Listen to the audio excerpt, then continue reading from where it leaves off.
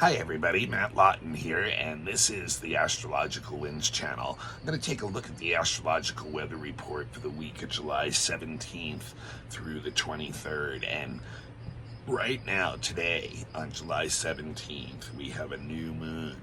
So we start a new moon phase cycle for the next month, and it is one of the most interesting new moons I've ever seen. Something very, very unique going on, where it's making an aspect to all the transpersonal planets. So I think this new moon is so much about a connection, because it's in Cancer, between ourselves and our emotions on a very personal level to the transpersonal.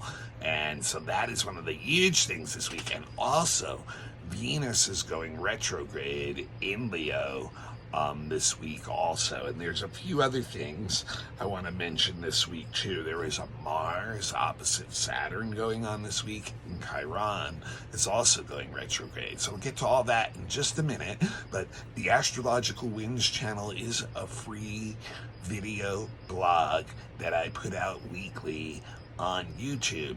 And if you have a YouTube account, you can become a follower if you'd like. And if you do become a follower, don't forget to turn on your notifications so that you get an automatic notification when the blog is posted. And remember, the blog is available on all kinds of podcasts too, so you don't have to do the YouTube thing. In fact, really very little need to look at the video. It's usually just me talking to the camera. So it's really like something that frees you up to do it, in other ways, where you can just listen to it on whatever your favorite podcasts are, because it's picked up by about 20 of them, distributed through Buzzsprout. Just look up Astrological Winds channel and you'll be able to find it. And it's a free service. So what I ask you guys to do is, if you can please pass the link on to somebody else when you're done. And I know a lot of you have done that, maybe have done it multiple times, but remember, there's a lot of people that are into astrology this day. Over half the world is. And so, there's probably other people that you may know who would be interested in it too. And that's the way I've gotten the blog to grow. I really appreciate it. It's been growing really well, and that's because of our collaboration together. So if you can do that, that'd be great. And if you want to give a monetary donation, a currency donation, I do have a Venmo. It's at Matthew-Lawton, Matthew with 2 T's and a capital M. Lawton is capital Lauten. There's a dash in the middle, and then the symbol at, and no amount is too small. And then, of course, the best way you could support me that in a financial way is if you or any other person ever needs a reading, your birth chart done, your predicted reading, or whatever it may be, get in contact with me. And the best way to do that, and I've been asked this over and over, email mattHue823@gmail.com, mattHue823@gmail.com, and I'll go through all that stuff in detail at the end of the blog again. But it surprises me almost every week when people say they don't know how to get in touch with me, and I say it both at the beginning and end of the blog, and I know they, it's because of the blog they want to get in touch with me. So please, take that note down. Okay, so like I said, the new moon is just a super interesting, my favorite word, interesting, again, new moon, because it was something I've never seen before, frankly, with a new moon, where it connects to every single transpersonal planet. That's Uranus, Neptune, and Pluto in an aspect. And it also is connecting to Chiron and Eris, which are both transpersonal bodies too, that is beyond the orbit of Saturn. And it's also connecting to the nodal axis, which has to do with karma and dharma, or destiny, and the actions we've laid down to get to the point where we're at. So wow. And Cancer is one of the most personal signs. It's the sign that the moon actually rules also, so it's very pure, this new moon. There's no other planet that's interfering with the moon and sun in their conjunction together. But first, I just want to mention this too. On Monday, today, Mercury is also square Jupiter even before that new moon. And I just want to mention that one because that's pretty important too. Mercury square Jupiter it has an effect on the mind, okay, and it has this really look into the future, to think big, to have a grand vision, and it's very intellectually driven. So we can organize a lot of things, make a lot of plans, have this very far-reaching way of seeing things, and that's all very positive, and it actually gives us a very positive attitude mentally. It actually has us very optimistic and even exuberant about what this plan and or vision may be. That there is a big danger in it, and that danger is not being aware of or taking care of or overlooking the details of what needs to be plugged into the plan of that vision. So if you're, have this vision and you're not actually paying attention to all the components that make it up and taking care of all those steps, then it's probably going to not get you exactly what you're thinking, and that's what's going to cause a lot of tension and stress, because sometimes when you have these big visions, it has a tendency to overlook a lot of that other stuff. So and the danger of that too is because we have that strong positive attitude, we're sure we're right, so that gives us the self-righteous tone, which can border or even go into arrogance at times, and then get us into disagreements or irritated with other people, things like that. So just good to be aware of that energy going on early this week also. But that new moon is really, really the big thing. And so it's at 25 degrees Cancer. And so, look where 25 degrees Cancer is in your chart.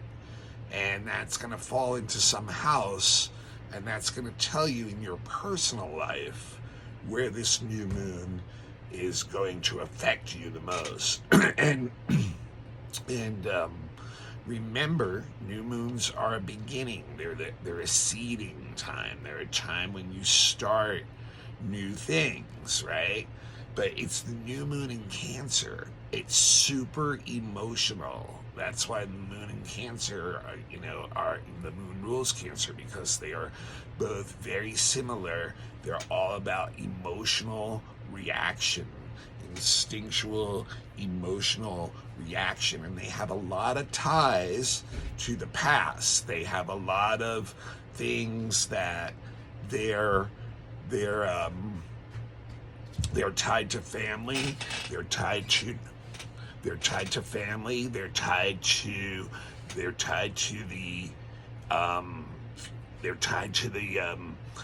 your home, your health, and the way you feel emotionally at home, and the hearth that you've got going on. So there's a lot of emotion tied into the security of that.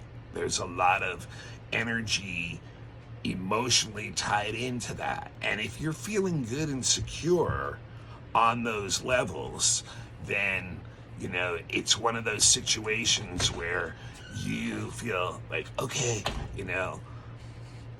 I can give a lot of support to other people. I can do a lot of emotional stuff that is positive and helps other people out because I'm feeling good and secure myself. But if you're feeling insecure, it's the other way around. It's like you need the emotional support right now.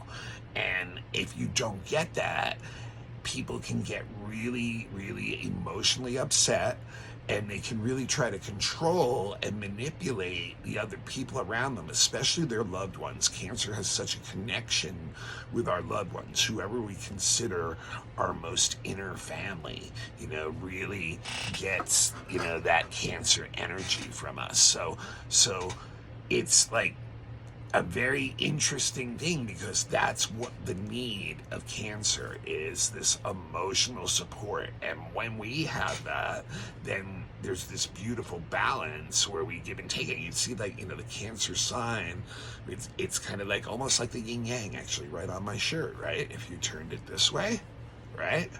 It's the, so when there's that balance, it's a beautiful thing. But when there's not, it's really upsetting, and it triggers us emotionally, and we can get very, very needy and get very, very fearful.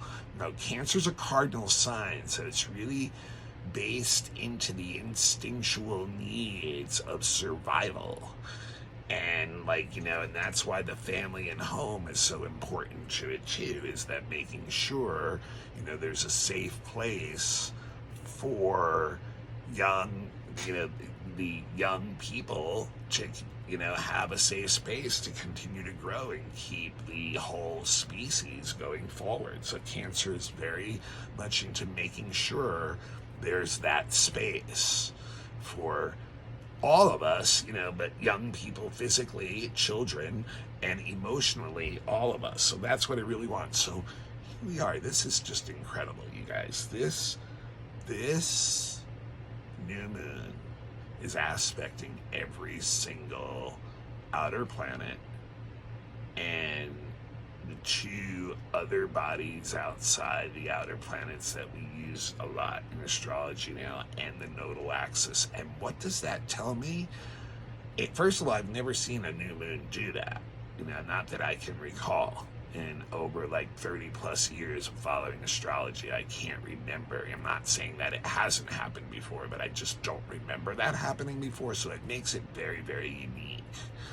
And what's really interesting to me about that is that new moon is so personal.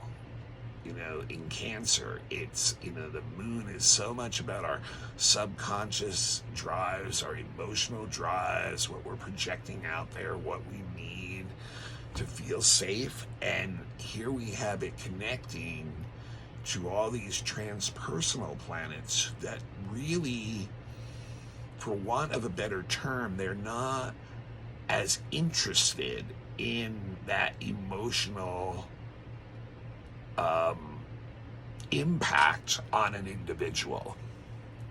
That it's more about the collective and where we're all going together. So I think this new moon is a lot about in-your-face emotional stress and distress of all the things that make up, what we're doing and how we got here together, and individually, all contributing to that collective energy together. And we see that the world is in a very stressful place. And we see that the people around us are in a very stressful place, many of them. And we know that we're going through a lot of stress too, because of things that are going on that are very emotionally triggering. Cancer, and can get very, very instinctual and can overrule the intellect and just react emotionally. So people can really act out without really thinking things through when they're triggered like this. And so here we go. Here's the lineup, The new moon is sextiling Uranus. Not bad. Trining Neptune. Not bad. But it's opposite Pluto. And it's squaring Chiron. And it's squaring Eris. And it's squaring the nodal axis. So just what a package. And all influencing it. So first of all, the square to the nodes, to me, is one of the first things that's very, very interesting to look at, because the nodes represent a collective energy together, things that we're doing together. So, and they also represent what we've done in the past has brought us to where we are now, And what are we going to choose to do with now when we're going into the future? So it's like the energy of the past, our karma, the actions we've taken, all the things we've done collectively together have led us to this moment in time. And that this moment in time now is going to go, we have to choose based on all the stress around us. It's a square, and all the changes around us, what we're going to do next. So we have to actually make that decision. And so with the moon, with the North Node going into Aries and all this Aries energy, it can be very dangerous because, as I said last week and in the monthly blogs, that Aries energy is very, very subjective. It's very, very into pushing its own agenda and can get very insensitive about how its effects are on other people and groups. So we have that stress, and you can see the things going on in the world are very reflective of the things that are going on inside ourselves and with our relationships. So it's really it's like a stress point where it's saying to us, we have to be more honest with ourselves, or we're never going to get out of this stress point with other people and the groups that we're in, and the way we form some kind of nexus, but everybody's kind of got some agenda that they're trying to push, and they think they know what everyone else is thinking in the group, or just what they think everybody's role should be. So look at basically where that's gotten us, and it's staring us in the face. And what's interesting about that is the square to Eris and Chiron, which are both very close to the North Node now because they're all in Eris, is showing Aries is showing that we are going through a time of chaotic change that's irrevocable, and it's painful, and it's wounding, and it's forcing us right now to learn from those things, to actually, learn from that energy, because if we don't, it's like this wound is just going to keep bleeding and bleeding. But once again, we're in Aries. The energy of this can be very subjective. It can be very reactionary. It can be very, even warlike and violent and chaotic. And we see that playing out on the world stage and events. We see that playing out with other people who may not be as stable in emotional ways and doing things that are intense, and we can feel that inside ourselves too. There's no question that people are going through a lot of painful changes right now that is just creating a lot of chaos in their life. But yet we have to remember, this is really showing we've collectively brought ourselves to this point where it's personally hurting all of us now. That's what this new moon is showing. It's very, very unique. And so there's some good stuff. The last thing before I go into the good stuff is that, the opposition to Pluto is very, very intense. It's basically saying that it is a time that we have to face down our own fears, that we have to face down our own subconscious drives and motivations and break through them. The opposition is an interesting aspect because it's always projecting its energy onto the other and trying to blame someone else or even the situation. It doesn't really want to take responsibility for how reality got to be a reflection of what was going on inside of us. And so we have to break through that ourselves first. If we don't break through our own fear of survival and how that makes us behave, then we're not going to be able to transform ourselves and our basic drives and motives and the way we do things, and therefore, no, we're not going to be able to transform the way we relate to one another, and we're not going to be able to transform the way the world is. That it's just going to continue down a way of primal fear, of people reacting out of primal fear. Pluto, Cancer, Capricorn, primal fear energy when it's triggered, and it's like basically thinking survival is threatened and acting instinctually out of that. So we have to somehow maintain some kind of objectivity, but this is really giving us the opportunity to see that all these things going on in relationships and with other people in the world reflect back to what's going on in our inner world. And it's trying to force us to decide to make that change, to make the decisions to change. Now, this is where Uranus and Neptune help.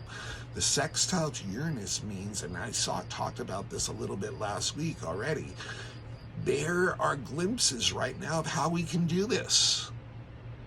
And Uranus shows too that technology and science may have some good answers for us, and that that we all probably see different things that can help this out, these situations out in our personal lives first, which would help relationships and also help the whole world. So there's sparks of ingenuity out there. There's opportunities to do that. There's this. But we have to act on them. We have to make the decision to do that and so you look for that in stimulating connections with others or information or knowledge that you're getting. But it's, like I said, it's an opportunity. It's like that Mercury square Jupiter. You have to do all the things that you need to do to make it work too. And then the trine to Neptune shows too that part of what's wrapped up in this is that on a very deep level, it is true. We understand that we do have to live up to our ideals to make harmony in our world. But there's a great understanding and compassion that come in with Neptune moon energy. It gives us emotional intuition that's right on. So we have to believe ourselves first that emotional intuition is right. And a lot of that stuff's not honored by this world and the materialism and the intellectualism behind it. But look where that's gotten us, the square to those nodes and the opposition to that Pluto and the square to Eris and Chiron. So this is telling us, yes, those ideals we see on a higher level when we're clear, they are actually what we really need to live up to if we want to change things. But that opens up compassion and understanding and support, the thing that Cancer moon wants. Support for each other, understanding for each other. How much better would the world be if we all stop the judgment of the experiences of what we're all having and instead validate them and then start to work on the behavior that we've kind of fallen into a pattern with. We've definitely fallen into a pattern with that's brought us to a breaking point where we're trying to blame everything else when we've all collectively done this together. That's what this new moon's all about. So look at where it is in your chart at that 25 degrees thing and see how that energy that I just talked about the last 10 minutes or so is filling into your life and what you feel you need to do to get a better way of feeling emotionally supported that you can share with others and get better relationships, and the whole collective therefore gets this new beginning, this new seed planted where we can move forward together. Now, I need to get to a couple other things this week, so I don't want to get too much further into that because I could talk about this stuff for another half hour at least. So also on Thursday, we have Mars opposite Saturn, and I think this is really going to play right into this new moon's energy. This is also, once again, it's an opposition again. What are we doing? We're projecting again. What's the issue? We feel blocked. We feel like our actions are blocked. It's other people. It's the situation. Whatever it may be. It's too hard to do. There's a lot of work. Blah, blah, blah, blah, blah. So it can be very, once again, it can bring us down on a physical level. It can make us feel like, loss of energy, and feeling blocked and not being able to have our actions get the results we want, and then feeling, depressed and down about it, and realizing that, even seeing that with that new moon that I just talked about, that road is a very long road ahead, that it can be tedious, and that patience is going to be required in order to do that, and that we're going to literally have to roll up our sleeves and stop, thinking that it's other people blocking us or situations blocking us from where we need to get, because everybody can use that excuse, and that's what the collective has gotten to together. And so we blame authorities or whatever when this energy is gone. We this is the energy we need to realize, hey, this is our life, and we need to help, change the things in our life we don't like. And then this will make our relationships better once again, and this will make the collective better. But there's hard work to do that, because we haven't been doing that work, and we got to get it to that point. Okay, and then the big other thing, and I did talk about this in the monthly, so I won't go too much on it, but I do want to review it a bit for sure. Also Thursday too, there is a positive aspect too with Mercury trining Chiron. So this shows, once again, I think this will tie into the new moon sextiling Uranus and trining Neptune, where it will give us ideas, that through our ideals and those sparks, and then this, when we start thinking about them, we can start to harmonize with those ideas and put them into action, at least once again in a planning phase, which is actually a healing energy to our minds, that we're actually doing something, that we're actually taking making some kind of plan as to how we're going to approach doing things. So that's a real positive aspect that should help a bit with the attitude. Now, Venus goes retrograde on Saturday at 29 degrees Leo, critical 29th degree of Leo.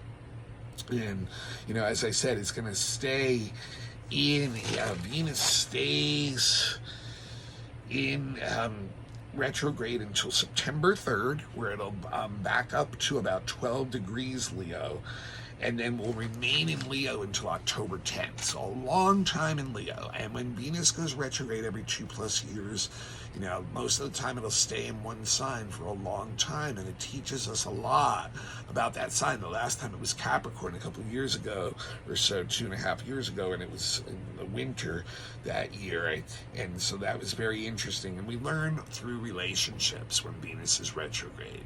It's all about relationships mainly, not really functioning the way they normally do. And as I've said before, in a general way, with Venus retrograde, older relationships are the ones that we can feel really hindered by, feel like, we're stuck, and that things may never change, and it can be almost like this hopeless energy that ties into that. Now, newer relationships with Venus retrograde, I've been doing astrology a long time, and it's very interesting. I've noticed with new relationships, there seems to be a lot of new relationships that actually form during Venus retrograde, and what I've noticed about them is they don't last a long time. Sometimes they only last the Venus retrograde period, those several weeks or so that Venus is retrograde, and sometimes they last, a little bit longer than that. But they seem to have a message for those who get involved in new relationships that shows you what is actually blocking you from having more successful relationships. It's almost like you get in a relationship that shows you things that are triggered in you, and that the other person is triggered by also, and shows you how those things are actually blocking you from having better relationships. So I think it's kind of almost a tool in that way, where it gives you some new thing in your toolbox to work with when Venus goes direct. And and relationships kind of normalize a little bit more, and you're like, oh yeah, that's something about me, or blah blah blah, that wasn't real. I learned during that Venus retrograde relationship that doesn't help very much. So that's really an interesting thing. But Venus retrograde in Leo, I think the main theme in this is going to be issues of pride and vanity in relationships, like being into relationships for superficial reasons, because they make you look good, because you like to be in the in crowd, or whatever that would be, and not being authentic enough in those relationships. Like, because of that, I think that's where we're going to really get the payback, and really have to stare into how we've done that, and how certain relationships are really built on that, and whether they're worthy anymore. Or and that really once again comes back to us. Like, we're the one choosing to relate to that group or person that is making us look maybe some certain way that we feel good about on a public perception level. But if it's some kind of superficial or shallow or selfish or prideful reasoning or intention behind it, I think it's really going to hit us in the face and really, show us that. So that's what I really think it has a lot to do with. And I think the money issues can continue to be an issue.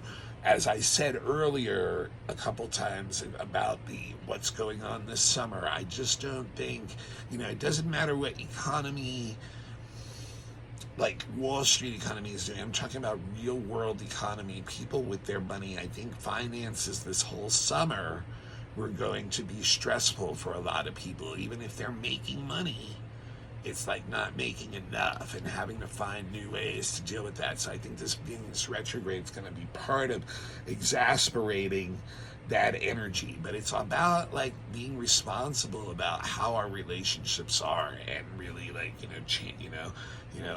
and getting information that we need from new ones, and then the old ones, how are we going to work on that stuff together? And then Chiron goes retrograde on Sunday too, and this will be until December 27th. We have Chiron going retrograde in Aries. And so once again, a lot of self-reflection on how we hurt ourselves, how we're responsible for the actions that hurt ourselves, and how we can pick at our own wounds and make them bleed. So we have to take responsibility for this energy. All right, this is Matt Lawton. This is the Astrological Winds channel. This is a video blog I do on YouTube every week for free. Please become a follower if you like it and you have a YouTube account, and turn on your notifications so you know when I post it. It's also available on all kinds of podcasts through Buzzsprout. Just look up Astrological Winds channel and you'll find it. Also, I have an Instagram account, Astrological Winds channel. Become a follower there, and I post the link there too. And also post other stuff during the week sometimes too, of extra interesting stuff, not video or audio, just some comments. I also post it on my private Facebook account. If you want to friend me, it's Matthew with 2 T's, Lawton, Lauten. And don't use it much for much else, but that's another place I post it. And please, it's a free service. Pay it forward for me, please. And now pass it on to somebody else. And if you need a chart reading, or you need someone else that needs a chart reading, my email, I say this every week, MATTHUE823 gmail.com. That's the best way to get me. Not through the comment section. You can leave comments, but they kind of fall through the cracks of things. So one more time, matthud823 If you want a natal chart reading, predictive reading, relationship, children's readings, election for the best timing of an event, fixed star for deeper soul purpose, astrolocality and relocation readings, all that kind of stuff. I've been doing that stuff for over 20 years, 7 years of training, professional astrologer.